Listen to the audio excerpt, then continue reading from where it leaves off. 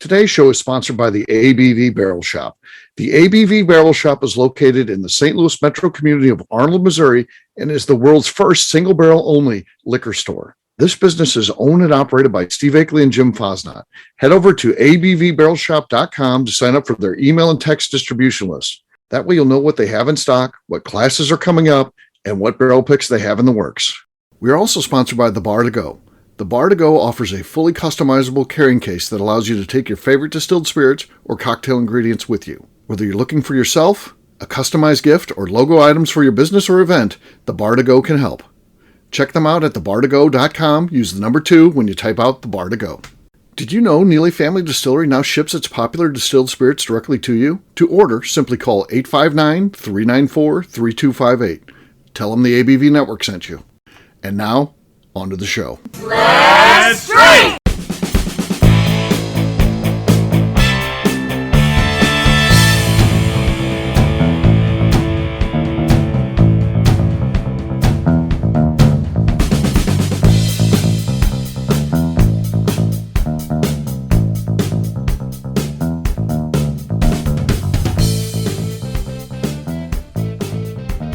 Welcome to the Bourbon Daily, the podcast about everything bourbon delivered to you every day of the week. Today on the show, we discuss Dirk Fence. God damn it! I told you I screwed up. Do I have to edit that? I'll be called much worse. You'll never edit it, Steve. No, I won't. So let's just keep going. We'll just talk about editing it. Dirk Fence work with Indiana Bourbon. My name is Miss Becca Sue. Please join me welcoming my co-host Steve Akeley, along with our special guests Kathy Cool and Dirk Fence. Hey, gang, what's up? Going on? Hello. Yeah. I failed again, Steve. I'm going to get fired here eventually. That's okay. That's okay. All right. Dirk is here, and his first official appearance on the show here. So we got to get to know you a little bit. And the name Indiana Bourbon, it almost, in some ways, it feels like we should call you just Indiana Bourbon. I mean, because your account truly is about the whiskey and the whiskey journey and your awards and stuff like that. You don't even feature yourself on your own account. It's all absolutely. Indiana Bourbon. Right. Yeah, so it almost becomes your name. The influencer, the opposite of what you're seeing pretty much out there right now. That it is. It's really about the whiskey and the people behind the whiskey to me, not about me at all. I've been fortunate to gather an audience for some reason, and we're just rolling with it. You're doing it wrong. What you need to do is scrap all the other crap you're doing and just grab bottles, make duck lips, and take selfies. That's how you do a whiskey account. That's pretty enough for any of that, Steve. Well, yeah. Well, that's too bad. But yeah, I think that's the way you do it. So, I mean, we're going to talk about Indiana Bourbon and the stuff you're doing. We'll get to that after the break. For right now, we got to get to know you a little bit. So tell us about yourself. I think we'll do open-ended as that, and then we'll ask you a couple other questions as follow-ups. But we'll start out with just tell us about yourself. Okay, Dirk Fence. Basically, I got a wife. Just had a baby 21 months ago. 44 years old. So that was our first, probably our only child. She keeps us quite busy over here. I like to say that I'll be 60 when she graduates high school, which is kind of a unique thing for the good or bad of it. And I've been a police officer, which is very little known fact, even running my account on there for 17 years now. I've been doing quite a bit of that. Love that job. Love the people I get to work with and all that. Do a lot of highway interdiction, looking for drug trafficking, things like that. But yeah, me in a nutshell, husband, a father, police officer, and a big time whiskey and bourbon enthusiast. Yeah. I know you. I've met you. I've never seen you in the police uniform. I'm sure you strike an imposing figure. How tall are you? You're a big dude. I'm 6'4", about 245. So yeah. I think it's kept me out of a few fights, I'm sure, over the years. We want to be a police officer, by the way. Yeah. That's exactly the type of people. Yes. Right. Perfect. Yeah. I figure if you call the police, you want somebody of some sort of size showing up. So I'm happy to be of service when I can. Yeah. He is definitely a big dude for sure. What do you guys want to know about Dirk? Kathy, we'll start with you. What question do you have about Dirk? As we get to know him a little bit, again, not necessarily about his account and what he's doing, because we want to talk about that after the break. So what do you want to know about him? How long have you been a whiskey fan? Well, it's interesting. I kind of came from rum. I was a big rum fan for the longest time. And I had this buddy that was big into bourbon for years. I mean, he goes back before it was a real popular thing, before the boom and all that stuff. And on New Year's Eve, he would break out these good bottles and have us taste this. You guys need to get into whiskey. You should try these things. Little did we know, it was all the BTACs, the Pappies, all the things he collected over the years. And I thought, wow, I mean, this is what bourbon tastes like. I'm in, you know what I mean? And we've been chasing that high ever since. So, yeah. That was about 7-8 years ago, something like that. And once we got into it and started meeting the people behind it and tasting the different spirits and things, never turned back. Been whiskey and bourbon ever since. Okay. Becca, what do you want to know? What has been your favorite bottle of bourbon you've ever cracked open? Or maybe you haven't cracked it open and someone else did and you got to just taste it. No, we try to crack about anything we get. All-time favorite taste, I think the 2017 George T. Stagg is my all-time favorite. I've spent too much time trying to get a few of those in the bunker, and I've got a couple left. But other than that, like personal favorite, I would say in Indiana, it would be the Old 55 Barrel Proof Sweet Corn. That's my all-time favorite whiskey, I think. The family behind it, but along with the rarity, it's the only bottle in the world that you can get right now is coming from Jason's Distillery. So being a big history fan and kind of the main reason why we love the spirit so much, a lot of people do, I think, it's just the storytelling behind it. And that makes that bottle probably my all-time favorite. Yeah.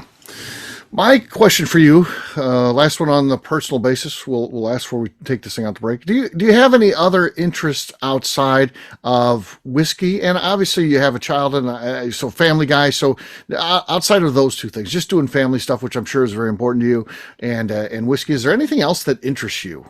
Yeah, big into sports. I've been a golfer my whole life. My dad, before he passed, got us into golf, me and my brother both. That's kind of always been a passion. I like to pass that thing on to my daughter one day. Big sports guy. I mean, I like everything about it, like the teamwork and all those things. I love being part of a team, playing sports, but now getting a little older in the 40s, that kind of pass it on. And golf has always been my thing now. So if I say there's another passion in my life, it would probably be playing golf. Mm-hmm. Okay. All right. Well, on that note, we're going to drink a little whiskey. So what is everyone drinking? Let's start with Dirk. Dirk, what do you got here tonight, man? We'll go with the Bear Wallow Gnawbone Single Barrel Bourbon, aged 7 years. Okay. All right. Okay. Little pop, not much. Might have won last show, the way things are going. What's up there? Hello. Royce Neely. He's supposed to be on these shows. So, yeah, he's supposed to be on these shows. He's in the notes. He didn't even show up. Yeah, that's ridiculous. He's like, what? What? There was one. Yeah. Becca, what are you drinking? I am going to drink. Let's see here. I'm going to do a single barrel of Hidden Barn. Hidden Barn. Okay. This is a well-loved one too. Okay. All right. It's close. I'm still going to say Dirk's got the lead. Dirk's got the lead. All right, Kathy, what do you got? I'm going to open up a wood hat. This is the single barrel that noses like red wine. Oh, okay. Yeah, the famous Yummy. red wine pick. Yep. Okay. We have a new leader. Kathy's got the lead. I've got Old Rip. Old Rip is what I got here. About half full. So, all right, let's see what we got here. Nah, nothing. Kathy, you win. How about Cheers that? to me. Cheers to Kathy. Cheers. All right. We're going to take a quick break. And then when we come back, we'll have Becca and we'll start the show again. We'll do that in just a few.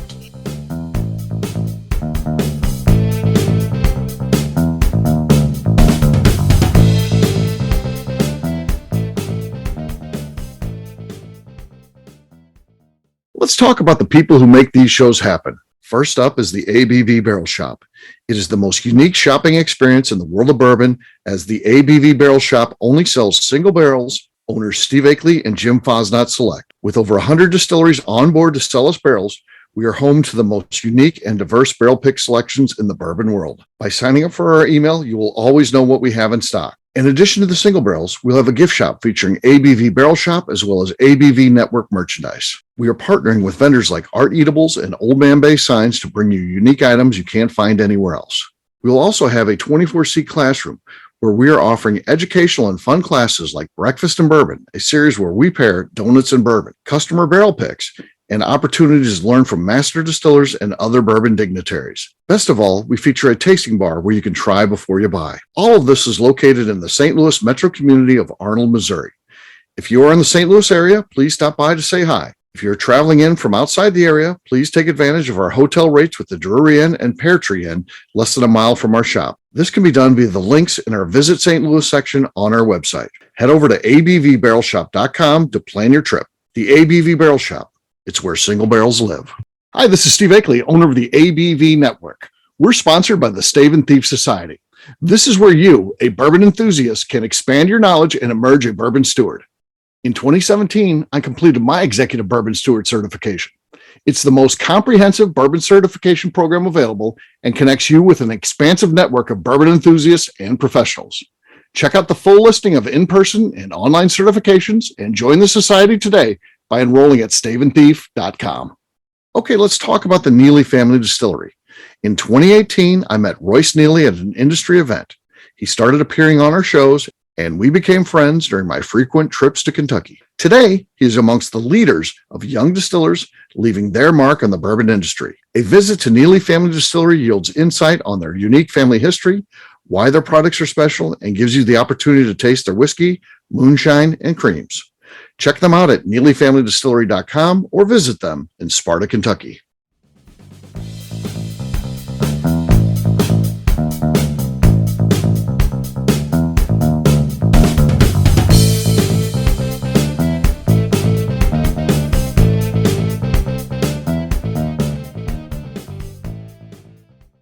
Well, go ahead, Danny. Is there something you need to say? Just sitting there saying that plain and simple, if you're sending me to a text, you need to tell me you need to send it to me in a text. So Welcome back to the Bourbon Daily. Today we're talking to Indiana Bourbon. Yes, we are. So, Dirk, Mr. Indiana Bourbon, tell us a little bit about your account and what you want to accomplish with it. It was started about 7 years ago now, I guess. We're getting there. Started out wanting to get a few followers, thinking that there was kind of a hole in Indiana spirits, that there was a lot of new distilleries popping up everywhere, but nobody really kind of spreading the word on what we offered here. So I thought maybe if this takes off a little bit, we can help spread the word and kind of get the name out there for Indiana distilleries, as we all kind of started in 2013. So about 150 years behind Kentucky's head start. So I thought somebody needed to help, put the word out there that Indiana is starting to make whiskey and bourbon now. And it was starting to get pretty good. So the whole start to the whole thing was just to see that, could we gather a following? Could we get people kind of involved in it and see where these spirits go in this state? So, and then it's got kind of going crazy from there. Yeah. Becca, what do you want to know about Indiana Bourbon and what's going on with them? You caught me at a bad time because I just was eating some Chinese. Oh, okay. How many followers do you have? There we go. Yeah, it's right about 30,000 now. So we've kind of hit this algorithm standstill last year or so, haven't been growing a whole lot. I know kind of a lot of the whiskey accounts kind of took a hold there for a little while. I know Instagram did some things to, I guess they called it keeping children safe or something like that. They were doing some new restrictions and not sharing things like we used to. But there's still about 30,000 people, though, that get involved quite a bit and get involved in our barrel picks and things like that. Yeah. What I like about your account, and I think it is very admirable, and I think highlighting your state is a good thing. I think that, I see in other areas, and again, for me, Kentucky is always going to be the standard. It's the standard, which all bourbon should strive to, and it is the best, and it's never a shot in Kentucky when you're trying to highlight something else. Right. But it's okay to be proud, state proud. And, I like what we have going on in Missouri, but I also think that, there's needs to be some work from a lot of them. I always say there are 62 distilleries in the state of Missouri, and there are 6 that are really good. So in reality, that's a problem. I'd rather have just the 6 in business and the others not be in business. I think Missouri would actually be much further along than where they're at, because that's the problem. I think if you talk to the distillers, they're like, it's better. More in all lifts all rising tide lifts all boats. No, it doesn't.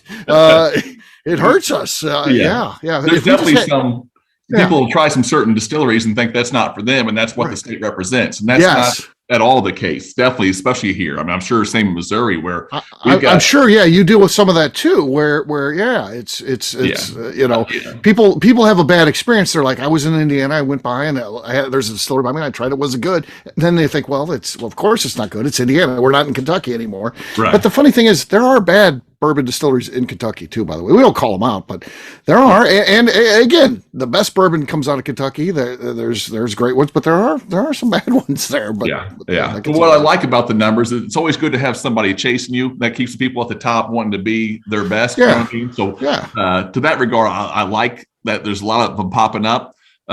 Especially the ones that, farm to bottle, those things, the ones I jump behind all the time. You got a family run business, and you're growing the grains, and you're harvesting, and you're distilling, and you're selling the product. Like, those are easy to get behind. And it's always some of the best people that get involved in that, because it's hard work. I mean, nobody's going to do that thinking this is going to be easy money, because it's absolutely not.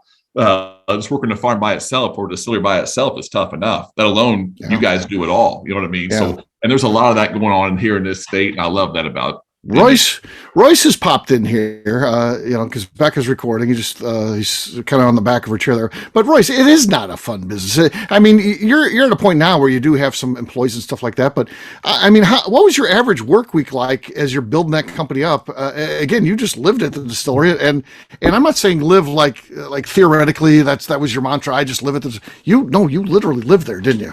No, I still have it. We turned it into a stock room now, but I had a bedroom in the back. I don't know. I worked 10 to 14 hours every day, 7 days a week. My buddies still joke about it, like we just never saw it. Like, we had to come to the distillery to see you. Right. Just lucky we kind of built it up. I tell you what I really like about Indiana Bourbon, the page and everything, is the awards you do. Yes. I think the awards are fantastic, and I love the medals. Yeah.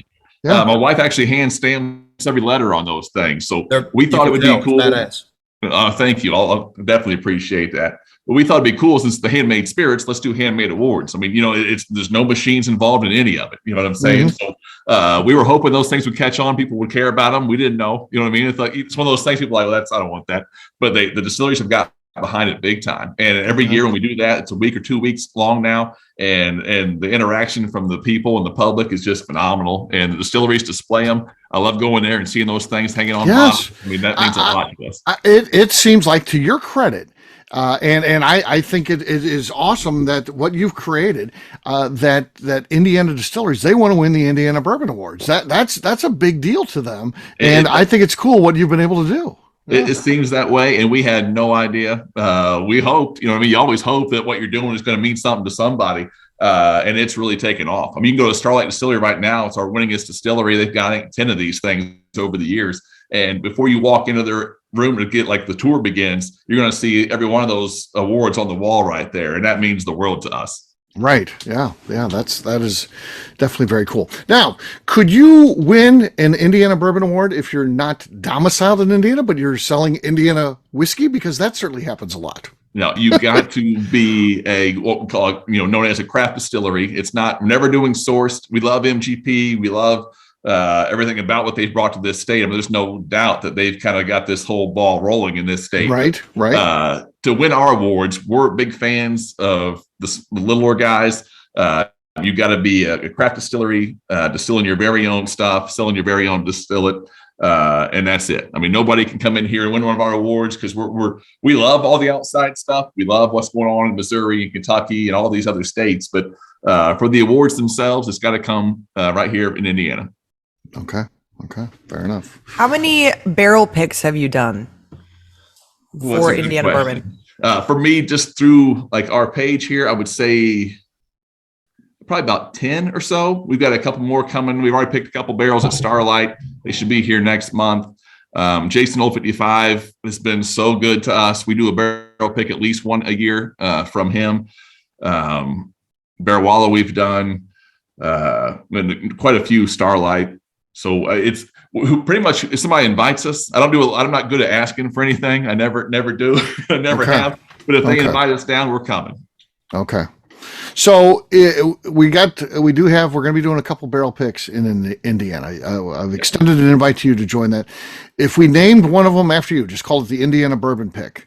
Would you come down to the store and support that, do a class with us and talk about what you're doing? And absolutely. I love talking about what's going on here. I mean, right. It's a true passion of mine. It's because of the people. So I'm in for sure. Okay. All right. We'll make sure we get you worked in on that then. That'll be good. Do you, as the Indiana Bourbon guy, do you ever come to Kentucky and grace us with your presence? I come down there quite a bit. Before the daughter came, we were down there probably 10 times a year because I love Kentucky. I love in Indiana, if you want to go to a few distilleries, they're an hour or two apart, it seems like, for the most part. So we've done a poor job of like making a trail here. But so in Kentucky, I love bouncing around down there. I love the food. I love the people down there. The true passion for bourbon down there. So I come down there as often as I can. We're probably only about a mile from Indiana. Yeah, I mean, Neely, they're close. Yeah. Okay, I'm gonna come see you guys this summer then. For sure. People always go, "Are we in Indiana?" I'm like, "No, you're in Kentucky." They're like, "No, I'm pretty sure I'm in Indiana." I'm like, I'm pretty sure. I'm pretty sure. I go, "You're not. Yeah, you're in Kentucky." We're not great with directions up here, but we do love our whiskey. So, okay, a question for you then. So, obviously, we're going to just say, we're not even going to make you say number one, number two, Kentucky, Indiana. We're going to say those are your two favorites. What state is number 3 on the list? Where if you're like, man, this is one I also kind of look out for too. What's the next state on the list?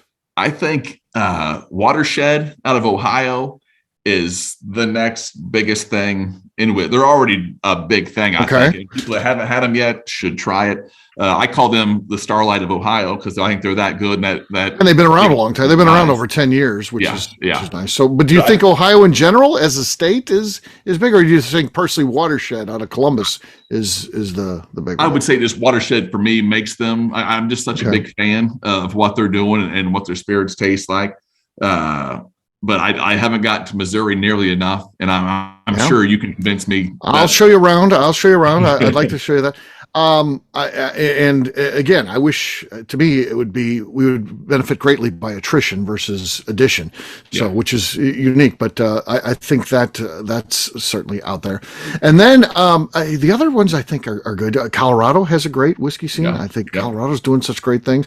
I think Texas is oddly coming out of nowhere, and I think that Texas is doing good things. I've heard lots about Texas, but I haven't had the chance to try a lot of stuff. So yeah, we just did our Key West Whiskey Awards, and Garrison Brothers won first and second overall, which is crazy. First and second, blind tasting. Yeah, they entered 5 things, and 4 of them were gold or double gold, win best overall. So crazy.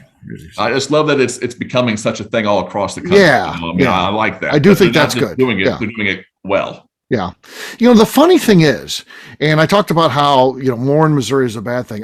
Where it's good for, no matter what, I think it's good for Kentucky bourbon because, again, that's the standard. If distillery culture begins to pop up and it becomes, we didn't talk about, say, Oregon. And Oregon, the more people that get into bourbon in Oregon drives more people to Kentucky to try so Kentucky, I think, always benefits, which is actually kind of cool. It's the benefit of being the king of the hill is that at some point you need to take that pilgrimage to Kentucky to see where it all got started and stuff. So that's cool. And it used to be able to walk into a distillery. Now you've got to. Oh yeah. Now you gotta advance, you gotta get online when they release the tickets. Not at Neely Family Distillery. You can just walk on in anytime, no reservations needed. We're coming. Coming for sure. Yeah.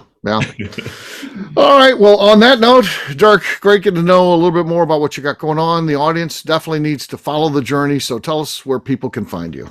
At Indiana Bourbon on Instagram and Facebook, and new to TikTok.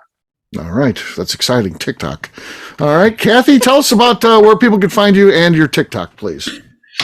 I do not have a TikTok, but you can. Let's get that started. That's the next show. We're starting a TikTok account for Kathy. So tune in tomorrow to hear us walk through the steps. Go ahead, Kathy. Mercy. You can find me on Instagram at KK Cask Strength. Miss Becca Sue. You can find me on Twitter, Instagram, and TikTok at Miss Becca Sue 1K no C's. All right, for me, don't expect much out of the TikTok. She's there at least. She's there. I'm there. Yeah. For me, I'm an easy guy to find. I'm at Steve Akeley on Twitter, Instagram, or Facebook, not TikTok. So check me out. Also, Yes. look at my website, recently revamped, steveakeley.com. I did a little work on that. And then, of course, abvnetwork.com. That's where we put everything out. That's really the cornerstone of everything that we do. So check out abvnetwork.com. And if you're ever in the St. Louis area, you want to learn about Missouri whiskey, or you're coming to go to some distilleries in Missouri, stop by and see us in St. Louis first, and we will tell you where to go. So check us out at abvbarrelshop.com. Miss Becca, so anything else to say before we get out of here? I'd just like to remind the audience to please give us a 5-star review that includes comments. It helps new people find the show, which is very important to us. If you like what we're doing, we ask you please visit our Patreon page at patreon.com/the ABV Network. Great job today, gang. For audience, we'll have a brand new show for you tomorrow. Looking forward to that. Until then, take care, everybody. See ya. Bye. Bye. Cheers. Peace.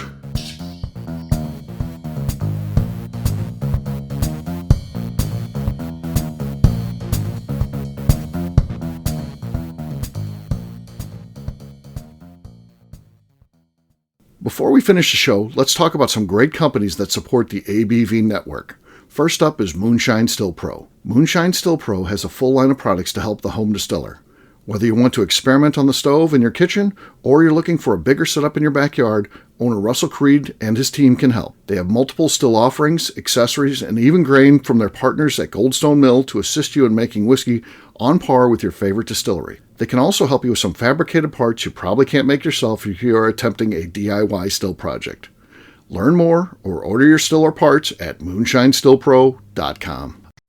Last but not least is the ABV Barrel Shop. While we don't get to play in the allocated bourbon game because we aren't selling the other products you have to do to get those, we do have access via our friendships in the bourbon industry to some really cool stuff. Have you ever seen your favorite craft distiller selling some really cool limited offerings only in their gift shop? I'm talking things like the hazmat offering Distillery 291 did for their 10th anniversary, or Neely Family Distillery's Papaw's birthday barrel. They don't have enough of it to send it out to distributors, so they only sell it via their gift shop. Well, companies like Distillery 291 and Neely Family Distillery have agreed to sell us 2 or 3 cases of these offerings moving forward, meaning our store will have the access to some of the rarest whiskeys in the world. Way more difficult to come by than the allocated bourbon offerings with a national release. Yes, they will be extremely tough to come by, but if you're a customer of our store, you'll have a chance to get them. Get signed up for our email or text list over at abvbarrelshop.com so you don't miss out.